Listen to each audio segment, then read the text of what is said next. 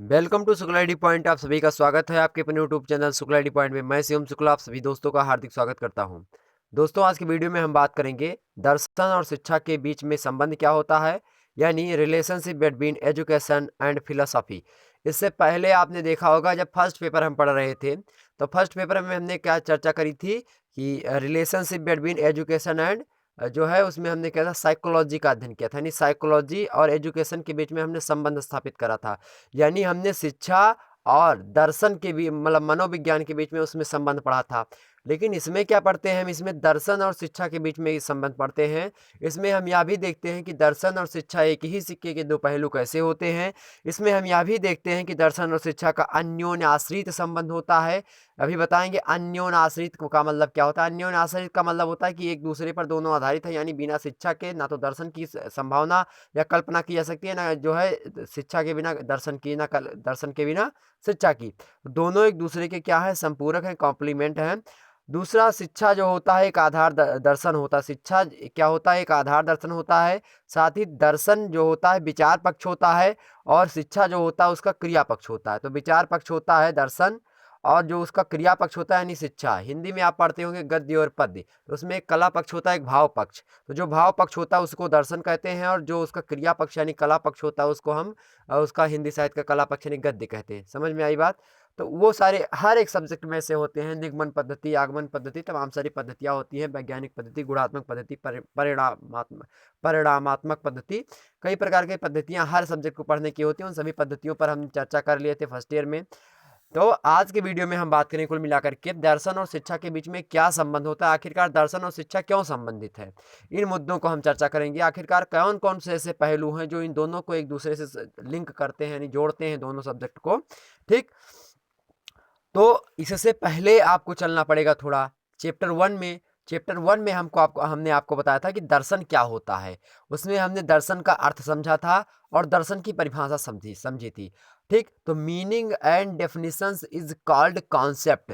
यानी जब हम किसी मुद्दे का मीनिंग समझते हैं यानी अर्थ समझते हैं, जब उसका डेफिनेशन समझते हैं मतलब उसकी परिभाषाओं को समझ लेते हैं अपने अनुसार, साथ ही साथ विभिन्न जो है शिक्षा शास्त्रियों या फिर विभिन्न विद्वानों के अनुसार जब हम समझ लेते हैं परिभाषाओं को, उसके बाद में क्या करते हैं, अपने हिसाब से एक परिभाषा निकालते हैं, फिर उसको लिखते हैं। ठीक, ये होती है लिखने की कला की, मतलब जैसे 2-3 विद्वानों के नाम से आप परिभाषाएं लिख दें, उसके बाद में अपने हिसाब से परिभाषाएं लिख दें, ये होता है। तो हमने उसमें समझ लिया था। तो अर्थात जब कॉन्सेप्ट आप समझते हैं तो उसके अंदर मीनिंग और डेफिनेशन समझ लेते हैं। तो इससे पहले वाला वीडियो हमने बना दिया है, उसमें हमने दर्शन का अर्थ समझ लिया, दर्शन क्या होता है, उसकी हमने परिभाषा समझ लिया यानी meaning and definition of philosophy हमने विस्तार समझा, सांस्कृतिक अर्थ कैसे होता है, साथ ही साथ कैसे उत्पत्ति संबंधी अर्थ को हम जो है डिफाइन कर सकते हैं।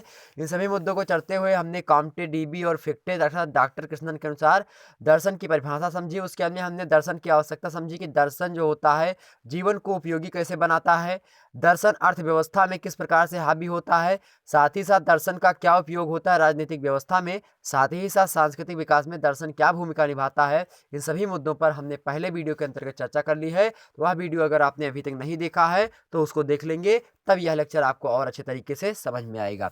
अब आइए हम बात करते हैं आज के वीडियो में, यानी चैप्टर 2 के अंतर्गत क्या दर्शन और शिक्षा के बीच में संबंध। बीए द्वितीय वर्ष शिक्षा शास्त्र पेपर 2 में सारी चीजें पूछी जाती। पेपर 1 में आप शिक्षा मनोविज्ञान पढ़ते हैं, उसके तहत इसमें आप क्या पढ़ते हैं, इसमें फिलोसॉफी यानी दर्शन और इसके बारे में पढ़ते हैं, यानी शिक्षा में विचारधारा और उनका प्रयोग। तो शिक्षा में विचारधारा एवं उनका प्रयोग द्वितीय प्रश्न पत्र का नाम है। लेकिन दर्शन जो होता है वो शिक्षा का क्या होता है, ज्ञात्मक रूप होता है, मतलब एक प्रकार से अन्योन्य आश्रित का संबंध होता है। एक ही सिक्के के दोनों दो पहलू होते हैं, यानी हेड एक हो गया, टेल एक हो गया। ओके, तो एक दूसरे से अलग करके हम नहीं समझ सकते। एक कला पक्ष होता है तो एक भाव पक्ष होता है। चलिए शुरू करते हैं आज का वीडियो लेक्चर और जानते हैं किस प्रकार से संबंधित है दोनों एक दूसरे से। देखिए, बहुत ही आसानी से समझिएगा, बहुत ही जो है बहुत ही कॉन्सेप्चुअल मैं पढ़ाई करवाऊंगा और बहुत ही सरल भाषा में आपकी अपनी भाषा में बताने का प्रयास करूंगा। साथ ही साथ पीडीएफ अगर आपको इसकी चाहिए तो आप हमारे टेलीग्राम चैनल से अभी जुड़ सकते हैं। नीचे डिस्क्रिप्शन बॉक्स में और कमेंट बॉक्स में मैं लिंक दे दूंगा किसकी जो है उसकी क्या बोलते हैं टेलीग्राम चैनल की, वहां से आप जुड़ जाइएगा। वहां पे मैं जो है आने वाले समय में मैं इसकी पीडीएफ प्रोवाइड करवा दूंगा। तो आपको उस पर जो है जुड़ जाना है और थोड़ा धैर्य बनाकर रखना है। सारी की सारी आपको जितने भी जो है चैप्टर होंगे उन सभी की पीडीएफ आपको वहां पर प्रोवाइड करवाई करवाई जाइए। ओके, चिंता नहीं करनी है, आराम से हमारे साथ बने रहना है और परीक्षा के अंतिम समय में हम लोग एक साथ ही रहेंगे और महासंग्राम करते हुए आगे बढ़ेंगे। चलें, दर्शन और शिक्षा के बीच में संबंध देखते हैं, यानी relationship between education and philosophy. देखिए, दर्शन और शिक्षा में बहुत घनिष्ठ संबंध है। दर्शन शिक्षा पर आश्रित होता है और शिक्षा दर्शन पर आश्रित होता है। नया दर्शन नई शिक्षा को जन्म देता है और नई शिक्षा नए दर्शन का विकास करती है। तो कोई नया अगर दर्शन आपके पास आ गया तो उससे नई तकनीक प्रकार की शिक्षा करते हैं हम, और जब नई तकनीक प्रकार की शिक्षा हमारे समाज में आ जाती है तो उससे क्या होता है, हमारे दर्शन का क्या होता है, विकास होता है। यही क्रम जो होता है हमेशा चलता रहता है। यह प्रक्रिया चक्रीय क्रम में परिवर्तन लाती रहती है। चक्रीय क्रम में परिवर्तन हमने समझ लिया समाजशास्त्र में, यानी जब क्या हो, जैसे मौसम में परिवर्तन हो रहा हो तो ठंडी गर्मी बरसात, फिर ठंडी गर्मी बरसात, यानी जहाँ से चले वहीं पर आते हैं, फिर वहीं से चलते वहीं पर आते रहते हैं। तो इस प्रकार से इसमें भी होता है। कभी कभी इसमें जो है दर्शन जो होता है कभी कभी शिक्षा को बढ़ाता है और शिक्षा जो होती है दर्शन को बढ़ाती है। अर्थात जब हम नए प्रकार का दर्शन हमारे मन में विचार हो, मतलब नए प्रकार के दर्शन हमारे मन में जागृत होंगे।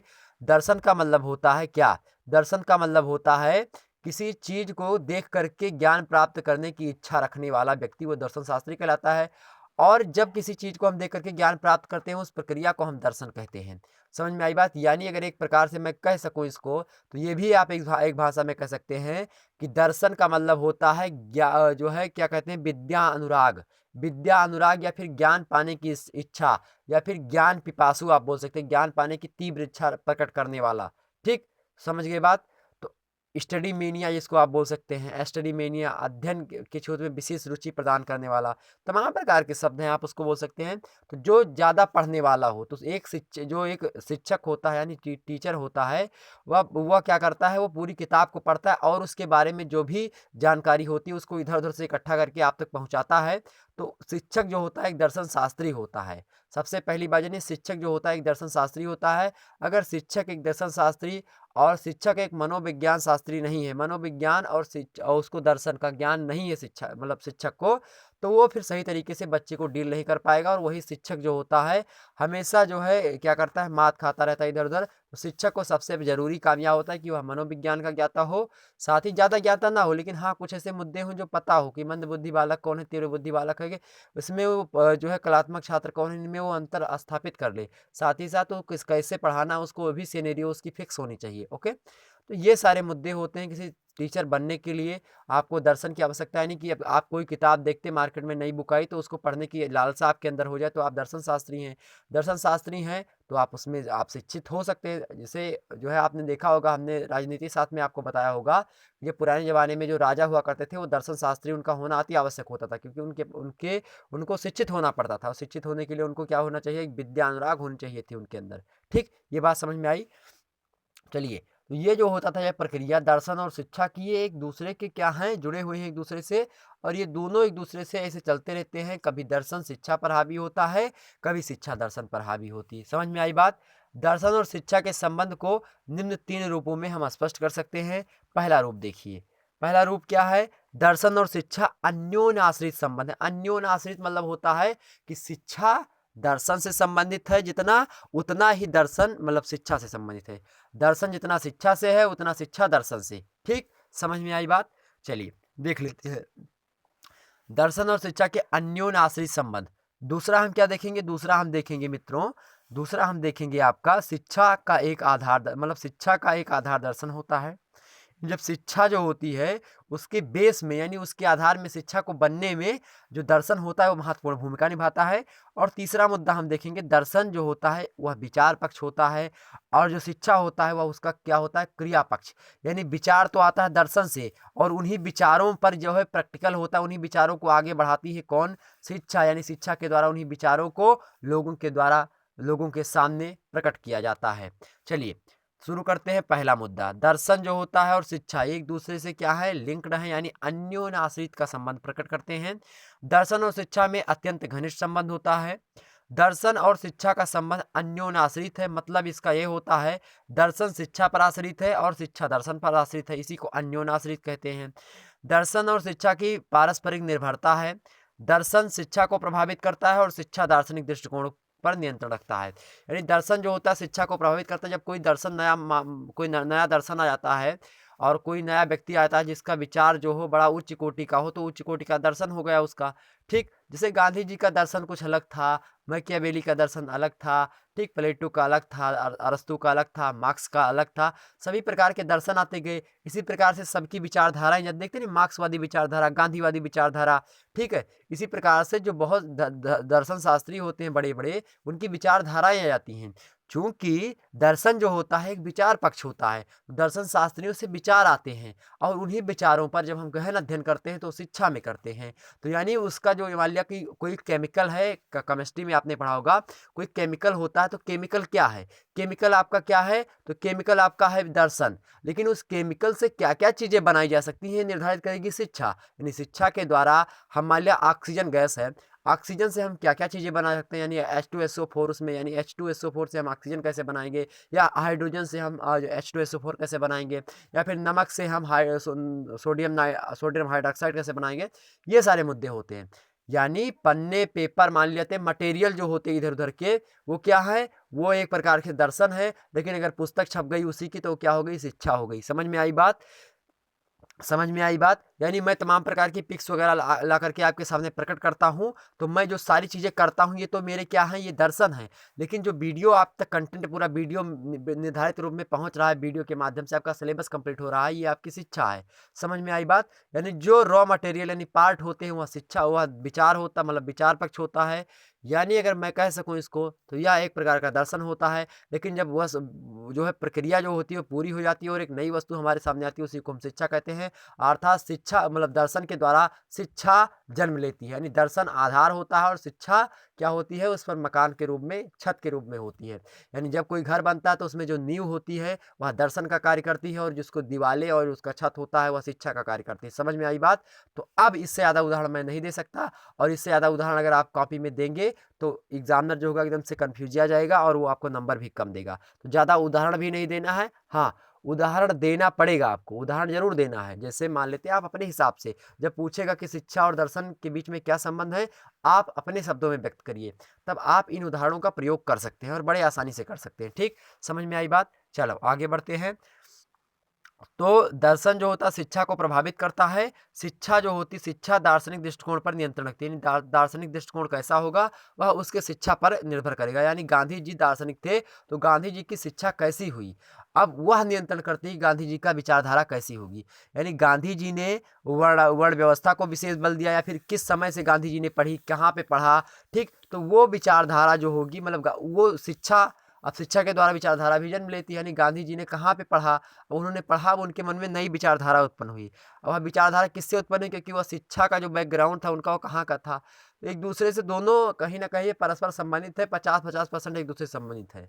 ठीक, जितना हेड का काम होता है किसी सिक्के में, उतना टेल का, इसी प्रकार से जितना जो है इसका कार्य होता है। ओके, चलो आगे बढ़ते हैं और मुद्दों को हम समझते हैं। शिक्षा द्वारा हम अपने पूर्वजों के अनुभवों एवं उनकी संस्कृति से परिचित होते हैं। उसी के आधार पर हम अपने जीवन दर्शन को निश्चित करते हैं। यानी जो शिक्षा होती है वो मान लिया हम अपने पूर्वज जो हमारे कार्य कर रहे थे, जो कृत्य कर रहे थे, जो लोक रीतियाँ समाज में व्याप्त थी, वो जो कर रहे थे, वो उनके द्वारा संस्कृति के माध्यम से, और संस्कृति में शिक्षा हावी होती है। तो शिक्षा और संस्कृति जब दोनों मिक्सचर होते हैं तो वो हमारे तक पहुँचती है। यानी शिक्षा और संस्कृति क्या होती है, हमारे पूर्वजों के द्वारा कुछ ना कुछ हमको हस्तांतरित होती है। संस्कृति पूर्ण रूप से हस्तांतरित होती है, शिक्षा पूर्ण रूप से हस्तांतरित नहीं होती। कुछ ही ऐसी शिक्षाएं होती हैं जो प्रदत्त होती हैं, बाकी की शिक्षाएं अर्जित होती हैं। संस्कृतियां हस्तांतरित होती हैं यानी प्रदत्त होती हैं। ठीक, ये बात ध्यान रखेंगे। परिस्थितियां दो प्रकार की होती है, एक अर्जित परिस्थिति, एक जो है प्रदत्त परिस्थिति। समझ में आई बात। तो प्रदत्त परिस्थिति वह परिस्थिति होती है जो कि क्या होती है, जो हमको बाप दादाओं के द्वारा हमको मिली हुई होती है। लेकिन एक परिस्थिति होती है अर्जित, यानी जो हम अपने बल बूते पर हमने उसको कब्जा लिया, हमने पाया है, वो हो गई हमारी अर्जित परिस्थिति। तो जो विद्या होती है उसको हम अर्जित भी करते हैं और पाते भी हैं। ठीक, ये बात समझ में आ गई। चलो आगे बढ़ते हैं। तो क्या होता है, शिक्षा द्वारा हम अपने पूर्वजों के जो अनुभव होते हैं उनको प्राप्त करते हैं, उनकी संस्कृति से हम परिचित होते हैं। उसी के आधार पर हम अपने जीवन दर्शन को निश्चित करते हैं। यानी संस्कृति कैसी थी और क्या है, मान लिया जैसे कोई ब्राह्मण समाज का व्यक्ति है, तो अगर वह दर्शन देगा तो कहीं ना कहीं पे वो उसका जो झुकाव होगा वो ब्राह्मण पक्ष की ओर होगा। पहले की बात मैं बता रहा हूँ, कोई क्षत्रिय है या फिर कोई मुस्लिम्स है या कोई सिख है, तो जो उसकी विचारधाराएँ होंगी कहीं न कहीं पे उसके कम्युनिटी से, उसके समुदाय से कहीं न कहीं पे थोड़ा बहुत मैच खा रही होंगी।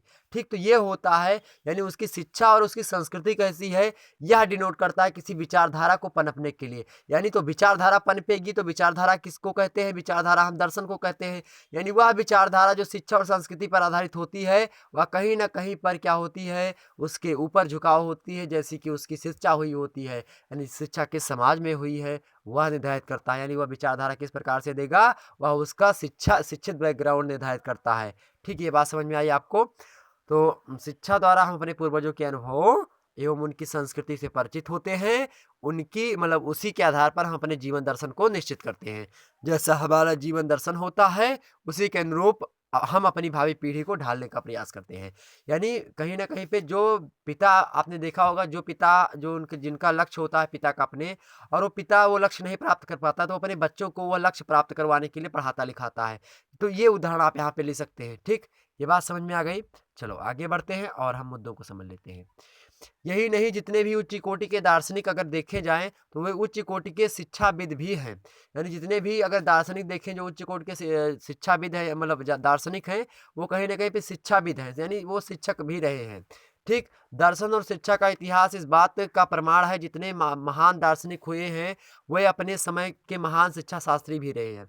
यानी दर्शन शास्त्री और शिक्षा शास्त्री कहीं न कहीं पे मतलब एक दूसरे से, मतलब जो शिक्षा शास्त्री होते थे वही दर्शन शास्त्री होते थे। समझ में आई बात? ये यहाँ पे मुद्दा है। ठीक उसी प्रकार से जितने महान शिक्षा शास्त्री हुए हैं, उतने वही क्या हुए हैं, महान दार्शनिक हुए हैं। अब गांधी जी एक शिक्षित शिक्षक भी थे, गांधी जी एक दार्शनिक भी थे, गांधी जी क्रांतिकारी भी थे। इसी प्रकार से प्लेटो, अरस्तू और इसके अपने जो है बहुत सारे लोग हुए हैं, जो क्या है, एक शिक्षित भी है और एक विचारधारा, मतलब जो व्यक्ति शिक्षित होगा वही तो विचारधारा देगा। और जब विचारधाराएं नई नई आएंगी तभी शिक्षा का विकास होगा किसी क्षेत्र में। जब शिक्षा का विकास होगा तब विचारधाराएं उत्पन्न होगी और विचारधाराएं देंगे।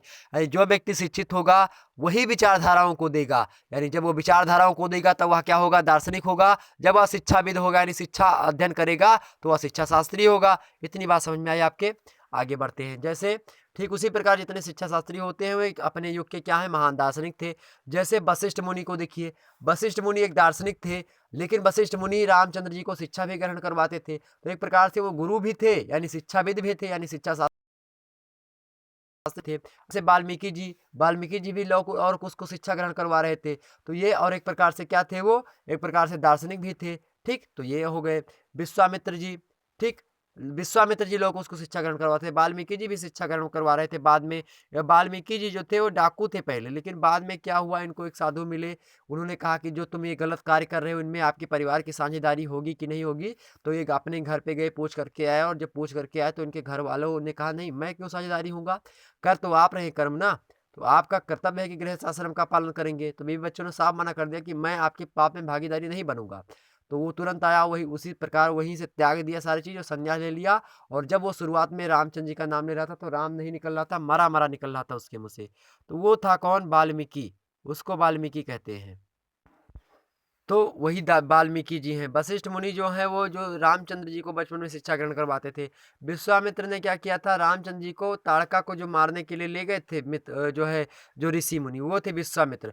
विश्वामित्र जो थे वो एक प्रकार से राज ऋषि थे, लेकिन जो वशिष्ठ मुनि थे वो एक प्रकार से देव ऋषि थे, यानी ब्रह्म ऋषि थे। तो ब्रह्म ऋषि कौन थे, वशिष्ठ मुनि ब्रह्म ऋषि थे। और राज ऋषि कौन थे, तो विश्वामित्र क्या थे, राज ऋषि, यानी क्षत्रिय प्रकार के कुल थे, मतलब इनके कर्म जो थे क्षत्रिय जैसे थे। बहुत ज्यादा गुस्सालु थे विश्वामित्र मुनि जी, बहुत ज़्यादा विद्वान थे। आपको ये बात शायद नहीं पता होगी, देवी भागवत महापुराण में जनक जी के बारे में विस्तार से वर्णन किया गया है। जनक जी अपने समय के बहुत बड़े दार्शनिक थे और बहुत बड़े जो विद्वान थे। जनक जी जो थे, उन्होंने सुखदेव स्वामी को भी समझाया था। जनक जी बाद में आए थे, जनक जी की मृत्यु हो गई थी, उसके बाद में जनक महाराज आए थे। और जो सुखदेव स्वामी होते हैं व्यास जी के पुत्र, व्यास जी के पुत्र को उन्होंने समझाया था। तो व्यास जी के पुत्र यानी सुखदेव स्वामी को किसने समझाया था, किसने समझाया था भैया, तो व्यास जी के पुत्र यानी सुखदेव स्वामी को, जिन्होंने राजा परीक्षित को कथा सुनाई थी, ठीक, श्रीमद् भगवत की, उनको इन्होंने समझाया था विस्तार से। उन्होंने मतलब जो सुखदेव स्वामी थे वो संन्यास लेने जा रहे थे, तो राजा दशरथ ने, मतलब राजा जनक ने इनको समझाया कि जो है इनको बताया, सभी व्यास मुनि ने कहा कि उनके जैसा ज्ञानी पुरुष यहाँ पे कोई नहीं है। तो व्यास जी ने अपने बच्चे को भेजा कि जाओ वहाँ से गृहस्थ आश्रम की शिक्षा लो जनक जी से। जनक जी से इन्होंने ये गए और गृहस्थ आश्रम की शिक्षा ग्रहण करी। पूर्ण रूप से जब शिक्षा ग्रहण कर ली तब आए। तो जनक जी बहुत बड़े विद्वान थे और बहुत बड़े दर्शन शास्त्री थे। ठीक, जैसे गांधी जी को आप देख लीजिए, अरविंद को देख लीजिए, इन सभी के विचारों को भी पढ़ेंगे आगे चल करके हम। ठीक, ध्यान रखेंगे। इसी प्रकार विनोबा भावे हो गए, स्वामी विवेकानंद, महर्षि अरविंद, दयानंद सरस्वती, ये भी जो है शिक्षाविद भी रहे और महान दार्शनिक भी रहे, यानी शिक्षक भी थे अपने समय के और दार्शनिक भी थे। अब पाश्चात्य शिक्षा शास्त्रियों के उदाहरण अगर देखें, पाश्चात्य मतलब होता है यूरोपीय कंट्रीज के, अगर हम देखें शिक्षा शास्त्रियों को, पाश्चात्य मतलब होता है पश्चिमी देश के जो लोग हैं। ठीक, प्लेटो यूनान का प्रसिद्ध दार्शनिक था जो आदर्शवाद का जन्मदाता था। तो प्लेटो आदर्शवाद का जन्मदाता था, जो कि क्या था, एक प्रसिद्ध दार्शनिक था, वह गुरु भी था। उसने अपने आदर्श राज्य के लिए सांस्कृतिक शिक्षा योजना को जन्म दिया। इसी प्रकार सुकरात था, प्लेटो का गुरु था सुकरात।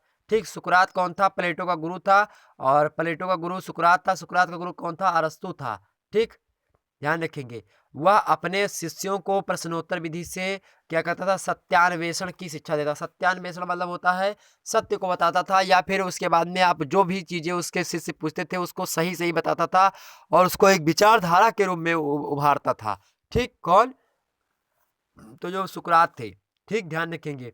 सुकरात एक महान दार्शनिक था। सत्य की खोज उसके जीवन का लक्ष्य था, यानी सत्य की खोज इसके जीवन की परम लक्ष्य था, और कहीं ना कहीं पे सत्यान्वेषण की शिक्षा अपने शिष्यों को देते रहते थे ये। इसी प्रकार अरस्तु, हर्बर्ट स्पेंसर, रूसो, फ्रोबेल आदि महान दार्शनिक हुए हैं। वे अपने समय के क्या थे, महान शिक्षक थे। ये उदाहरण आप इन सभी के दे सकते हैं। आप स्क्रीनशॉट ले लीजिए, नहीं तो पीडीएफ वगैरह आपको मिल जाएगी टेलीग्राम यूट्यूब चैनल पे। आगे देखते हैं फिक्टे महोदय। अब फिक्टे महोदय जो है उन्होंने कहा कुछ, कहा क्या कहा फिक्टे महोदय ने। फिक्टे महोदय ने कहा शिक्षा और दर्शन के बीच में संबंध बताते हुए कि दर्शन की सहायता के बिना शिक्षक मतलब शिक्षा जो होती है पूर्णता स्पष्टता प्राप्त नहीं कर सकती है। यानी जब तक आप उसमें दर्शन यानी विचारधाराएं जब तक नहीं रहेंगी किसी की शिक्षा में, तब तक वह शिक्षा अपने पूर्णता नहीं मतलब अपने पूर्णता को नहीं प्राप्त होगी, यानी उस शिक्षा कंप्लीट नहीं मानी जाएगी। ओके, ये किसने कहा, फिक्टे महोदय ने। तो जब कोई चीज फिक्स नहीं होगी, ऐसे इनका कथन आप महोदय ने क्या कहा, फिक्टे से आप याद करिए फिक्स, यानी जब तक आप फिक्स नहीं करेंगे शिक्षा में दर्शन को, तब तक जो है पूरा रूप से नहीं हो पाएगा। तो आप लिखेंगे कि फिक्टे महोदय के अनुसार दर्शन की सहायता के बिना शिक्षा पूर्णता को मतलब पूर्ण रूप से स्पष्ट नहीं की जा सकती, या पूर्णता स्पष्टता को नहीं प्राप्त की जा सकती जब तक फिक्स नहीं होगा मामला। तो फिक्स मतलब फिक्टे, और क्या फिक्स नहीं होगा, शिक्षा में दर्शन। शिक्षा में जब दर्शन फिक्स हो जाएगा तो वही अपनी शिक्षा जो होगी पूर्णता को प्राप्त हो जाएगी। ठीक, आगे देखते हैं डीबी। डीबी महोदय कौन है, इनका पूरा नाम जॉन डीबी। और जॉन डीबी जो है भैया, ये जॉन डीबी जो है ये शिक्षा शास्त्र के कौन है, शिक्षा शास्त्र के जनक हैं।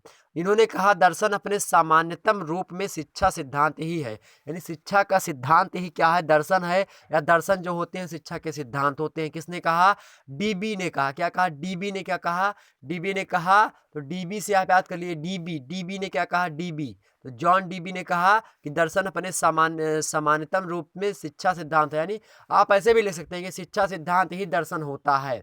यह किसने कहा, यह भी डीबी ने कहा। तो आप इनके मुद्दों को आप घुमा फिरा करके भी कह सकते हैं, उसमें कोई आपको जो है रोकेगा नहीं ना, आपको उसका नंबर कम मिलेगा। आप इस मुद्दे को मतलब इनके थोड़ा समकालीन हो कि हाँ ये लगे कि हाँ जॉन डीबी ने ही यह कथन कहा था, कहीं ना कहीं पे ऐसा ना लगे कि किसी दूसरे व्यक्ति से वो मैच खाने लगे। तो जॉन डीबी ने क्या कहा, जॉन डीबी ने कहा दर्शन अपने सामान्यतम रूप से शिक्षा सिद्धांत ही होता है, या आप इसको दूसरी भाषा में कह सकते हैं शिक्षा का सिद्धांत जो होता है वही दर्शन होता है। किसने कहा, डीबी ने कहा।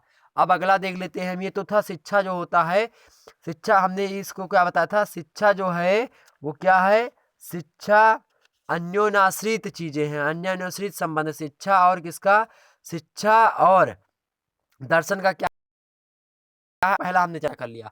अब हम बात करते हैं शिक्षा का आधार क्या होता है, दर्शन होता है। चलिए देखते हैं आधार कैसे दर्शन होता है।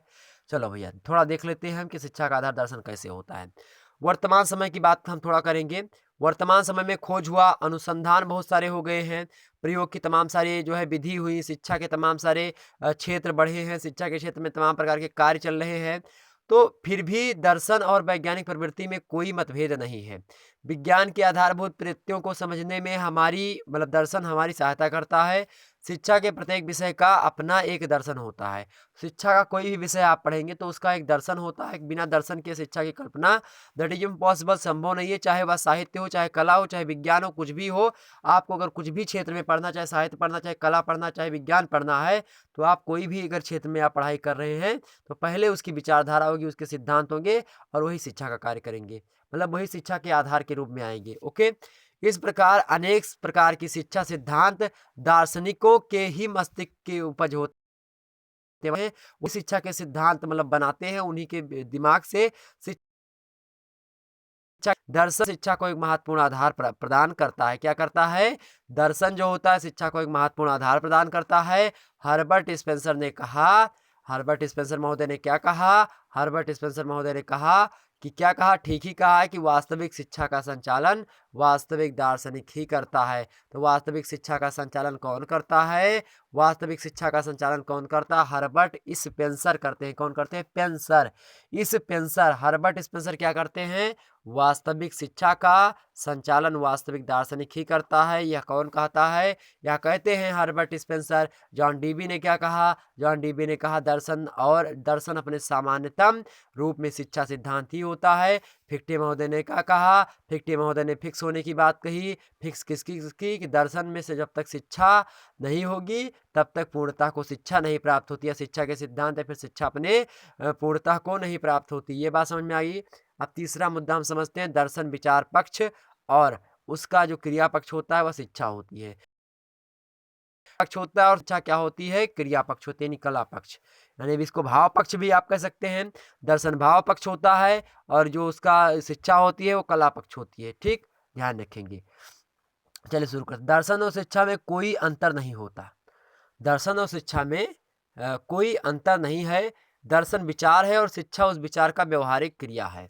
तो शिक्षा क्या होता है? व्यवहारिक क्रिया। दर्शन क्या होते हैं? विचार होते हैं। सर जॉन एडम्स ने शिक्षा को दर्शन का गतिशील गयात्मक पहलू बताया है।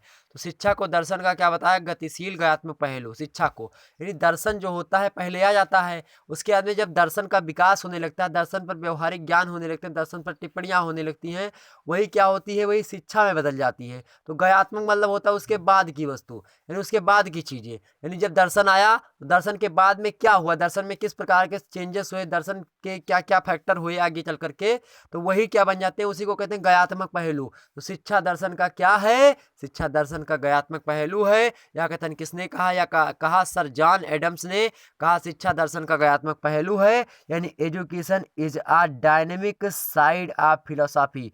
डायनेमिक साइड मतलब होता है गयात्मक, मतलब क्या होता है? गतिशील। यानी जब किसी चीज में गतिशील, यानी जब आज दर्श कोई विचारधारा आ गई, उस विचारधारा में संशोधन हुआ, उस विचारधारा का खंडन मंडन की प्रक्रिया चलती रही, उस विचारधारा में तमाम प्रकार की विचारधाराएं समाहित होती गई और वो आगे चल करके एक शिक्षा का रूप धारण कर लेता है। मेरे प्यारे दोस्तों, बोलो समझ में आया कि नहीं आया? अगर वीडियो समझ में आ रही है तो फटाफट वीडियो को लाइक करिए, वीडियो को शेयर करिए ग्रुप्स वगैरह में। ठीक, चले आगे बढ़ते हैं और महत्वपूर्ण शब्दावलियों को हम समझते हुए आगे बढ़ते हैं। एकदम से आपके माइंड में सारे कॉन्सेप्ट घुसा दूंगा, आपको याद करने की जरूरत नहीं। वीडियो को 2 से 3 बार देखेंगे, आपको किताब खोलने की जरूरत नहीं पड़ेगी। ठीक, चले आगे बढ़ते हैं। सर्वप्रथम कोई विचार परिपक्व होकर दर्शन के रूप में दार्शनिक के मन में आता है। सबसे पहले क्या होता है? कोई व्यक्ति होता है यानी कोई दार्शनिक होता है, उसके मन में दार्शनिक क्या होता है? किसी वस्तु को देखा। सबसे पहले दर्शन का मतलब होता है कि किसी चीज को देख करके ज्ञान प्राप्त करना, उस पर क्या करना? विश्लेषण करना। अब देखो, मान लिया हमने कोई चीज देखी, अब उस चीज को देखने के बाद में हमारे मन में उसके प्रति विचार आया कोई। अब उसके मन में हमारे उस वस्तु को, मान लिया हमने एक पुस्तक देखी, अब पुस्तक को देखने के बाद में हमारे मन में कोई विचार आता है, फिर उस पुस्तक में क्या क्या चीजें सही है, क्या क्या चीजें गलत है, वो देखेंगे, उस पुस्तक के प्रति विचार देंगे। अब वह विचार जो होगा, उस विचार पे और लोग विचार देने लगेंगे कि नहीं आपने ये ठीक सही कहा लेकिन थोड़ा इसमें गलत है, या तमाम सारे लोग उस पर अपना अपना विचार देंगे, तो वह विचार सारा इकट्ठा हो जाएगा। और जब वही सारा विचार इकट्ठा हो जाएगा तो वही क्या हो जाएगा? वही शिक्षा हो जाएगी। समझ में आई बात? चलो, तो सर्वप्रथम कोई विचार जो होता है परिपक्व होकर के दर्शन के रूप में दार्शनिक के सामने आता है। तो कोई विचार होगा, और विचार कैसे आएगा? जब किसी चीज को आप देखेंगे, जब देखेंगे किसी चीज को तो विचार आएगा, उसी विचार पर आप तर्क करेंगे, वितर्क करेंगे अपने मन में, उसके बाद में आप अपनी विचारधारा देंगे, उसी विचार पर खंडन मंडन की प्रक्रिया चलेगी। मतलब उसमें कोई बेकार कहेगा, कोई अच्छा कहेगा, कोई इसमें संशोधन करेगा, तो इस प्रकार की चीजें चलती रहेगी। उसके बाद में शिक्षा आपका जन्म ले लेगी। ठीक, ध्यान रखेंगे। दार्शनिक के मन में आता है। इन दार्शनिक विचारों कि कह सकते हैं कि दर्शन सिद्धांत पक्ष है और शिक्षा उन विचारों का क्रिया पक्ष। यानी शिक्षा में क्या होता है, तमाम सारी चीजें होती, क्रिया होती है। शिक्षा में क्या होती है, क्रिया होती है। जबकि जो अंदर से जो कोई हमारे अंदर से विचार उत्पन्न हुआ, उसमें कोई संशोधन वगैरह नहीं होता, वो हमारे मन में ही विचार होता है, हम अपने मन में ही तर्क वितर्क करते हैं। उसके बाद में जब सामने आता है तो उसी पर तमाम सारी क्रियाएं होती हैं, उन्हीं विचारों पर। और जब क्रियाएं होकर के वो परिपक्व हो जाता है, वही जो सिद्धांत होता है, तो वही शिक्षा का सिद्धांत बन जाता है। ठीक, अगला देखते हैं एडम्स के शब्दों में, जॉन एडम्स के देखते हैं। शिक्षा, इन्होंने कहा कि शिक्षा दर्शन का गतिशील पक्ष यानी ज्ञात्मक पहलू है। वही बताया इन्होंने, क्या बताया कि शिक्षा जो होता है क्या होता है, यानी education is a dynamic side of philosophy. Okay, इतनी बात समझ में। शिक्षा जो होता है वो क्या होता है, दर्शन का ज्ञात्मक रूप या पहलू होता है। शिक्षा दर्शन का गतिशील पक्ष होता है। यहाँ पे गतिशील पक्ष बोल दिया, गतिशील ज्ञात्मक ये सब एक ही होता है। डायनेमिक, डायनेमिक मतलब गति ही होता है। ठीक, तो यही चीज इन्होंने बताई। यह दार्शनिक विश्वास का सक्रिय पक्ष होता है और जीवन के आदर्शों को प्राप्त करने का व्यवहारिक साधन होता है। तो जीवन के आदर्शों को प्राप्त करने का व्यवहारिक, साथ ही साथ दार्शनिक विश्वास का सक्रिय पक्ष होता है। कौन, शिक्षा। सक्रिय मतलब यहाँ इनमें शिक्षाओं में हमेशा संशोधन होता रहता है। कभी इनके विचारों को उसमें लगाएंगे, कभी उनके विचारों को लगाएंगे, लेकिन विचार जो इन्होंने दिया उन विचारों में परिवर्तन नहीं होता। यानी जो बात जॉन डीबी ने कही वही बात जॉन डीबी ने कही। क्या जॉन डीबी के विचारों में संशोधन हुआ? जॉन डीबी तो खत्म हो गए, तो उनके विचारों में संशोधन होगा? बिल्कुल नहीं होगा। उनके विचारों में संशोधन लोग करेंगे तो उसमें लिखा जाएगा कि हाँ अब इन्होंने इसमें संशोधन करा, तो वो आएंगे, उनका नाम आने लगा। जैसे जो है डार्विन ने अपनी थ्योरी दी, और डार्विन ने थ्योरी दी थी जो है किस पर, जानवरों पर।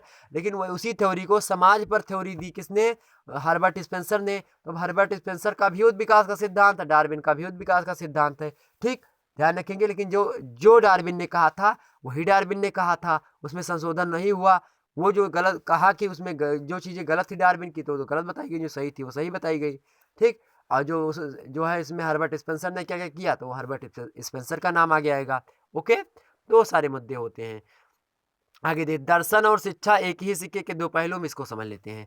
तो रास महोदय कहते हैं दर्शन और शिक्षा को कि क्या कहते हैं, दर्शन और शिक्षा एक ही सिक्के के दो पहलू, मतलब एक हेड होता है एक टेल होता है। ठीक, समझ में आई बात।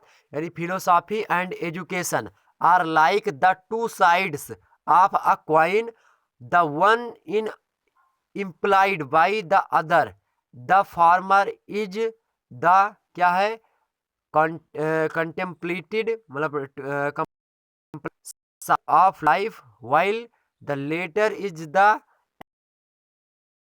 एकता। दर्शन और शिक्षा एक ही सिक्के के दो पहलू होते हैं, या विभिन्न पक्षों का क्या होता है, बोध करवाता है, दोनों सिक्कों के, यानी हेड का भी टेल का भी। यानी शिक्षा मतलब एक सिक्का है, तो सिक्का क्या है, शिक्षा जो होता है, सिक्का क्या होता है, दर्शन और शिक्षा एक ही सिक्के के दो पहलू। कोई सिक्का है तो उसका हेड कौन है, दर्शन है, और टेल कौन है, शिक्षा, या फिर टेल शिक्षा, मतलब आप कोई भी कह सकते हैं। उसमें नहीं कि हेड जो होगा यही होगा, मतलब एक ही दूसरे से जुड़े हुए हैं, मतलब अलग नहीं कर सकते आप। हेड को अलग कर देंगे, जो बाली बनी होती है वो अलग कर देंगे, इसमें आपका जो वो बना हुआ है वो अलग कर देंगे। जैसे 1 रुपए का सिक्का देखेंगे, उस पर एक में क्या होता है, बाली बनी होती है गेहूं की, पहले पुराने वाले सिक्के में, और दूसरे पे क्या बना होता है, उस पर अशोक की लाट बनी होती है। तो दोनों को क्या अलग कर देंगे, निकाल के नहीं अलग करेंगे ना, जुड़े रहेंगे ना। तो वैसे शिक्षा और दर्शन भी संबंधित होते हैं। ठीक, ये कौन कहते हैं, रास महोदय कहते हैं। रास महोदय कहते हैं दर्शन और शिक्षा एक ही सिक्के के दो पहलुओं के समान होते हैं, एक वस्तु के विभिन्न पक्षों का बोध करवाते हैं। दर्शन और शिक्षा कहने में अलग अलग होते हैं, वास्तव में ये दोनों मूलतः एक ही होते हैं। दर्शन में शिक्षा और शिक्षा में दर्शन क्या होते हैं, निहित होते हैं, मतलब समाहित होते हैं। आगे देखते हैं, जीवन के लिए दर्शन की आवश्यकता और शिक्षा के लिए क्या होता है, दर्शन की आवश्यकता होती है। जीवन के लिए दर्शन की आवश्यकता और शिक्षा के लिए भी दर्शन की आवश्यकता होती है। ठीक है, अगर जीवन जीना है तो भी दर्शन की आवश्यकता है, और शिक्षा अगर आपको लेनी है तो भी दर्शन की आवश्यकता होती है।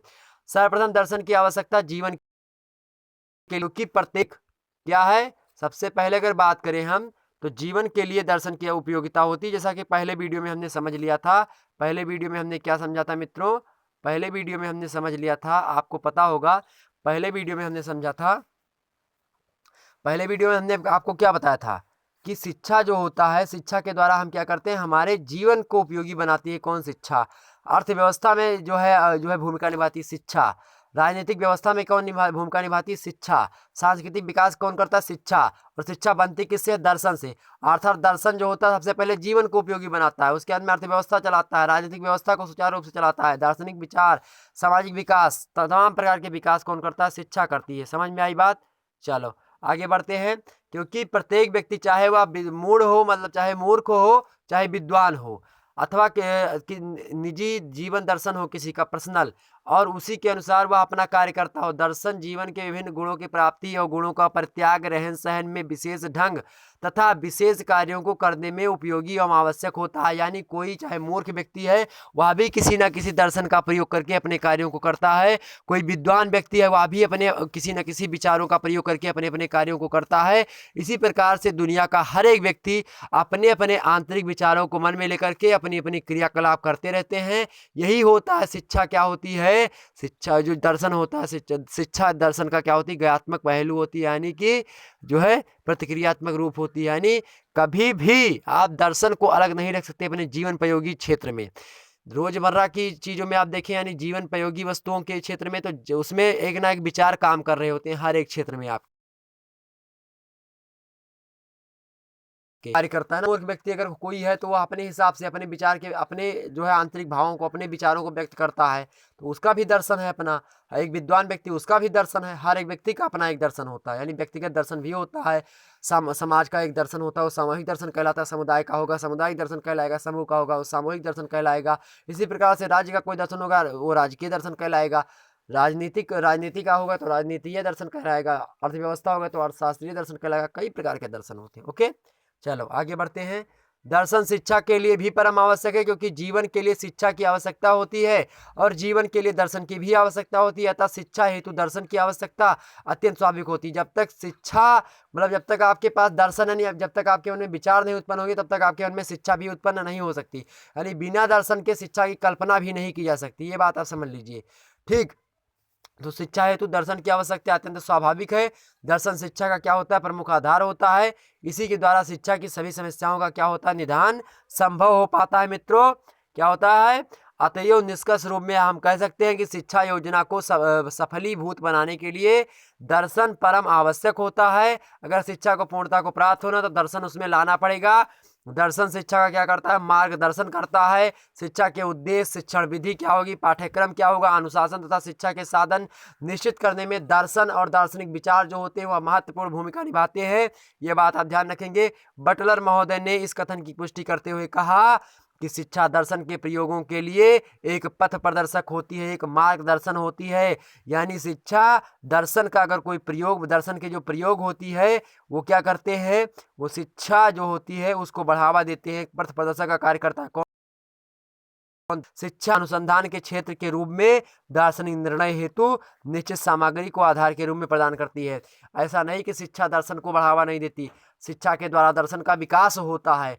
जब शिक्षित व्यक्ति कोई होगा तभी उसके मन में तमाम सारी विचारधाराएं आएंगी।